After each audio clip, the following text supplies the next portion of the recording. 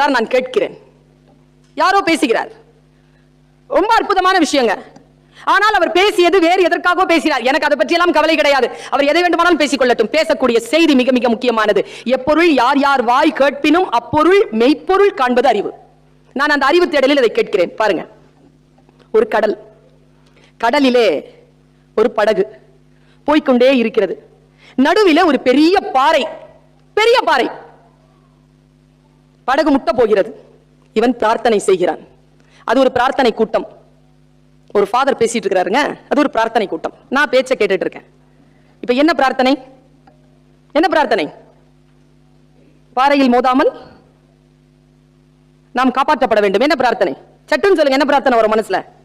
இறைவா காப்பாற்று. எப்படி? நாம தான் ஐடியா சொல்லுவோமே கடவுளுக்கு.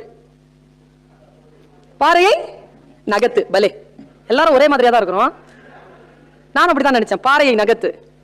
மேலிருந்து குரல் வந்ததாம், பிரார்த்தனையை மாற்று.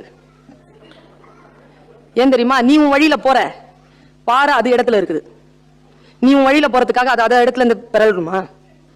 அது எப்படி பிரார்த்தனை ஆகும்? மனம் கழுவப்படுது பாருங்க.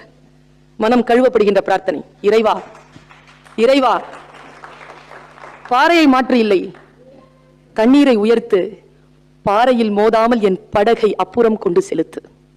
இதுதாங்க. பாறையில் நான் மோதக்கூடாது என்பதுதான் என் பிரச்சனையே தவிர, பாறை நகர்த்தப்பட வேண்டும் என்பது என் பிரச்சனையே இல்லை என்பதனை குழந்தைகளுக்கு சொல்லிக் கொடுக்கின்ற ஆகப்பெரிய நீதி சொல்.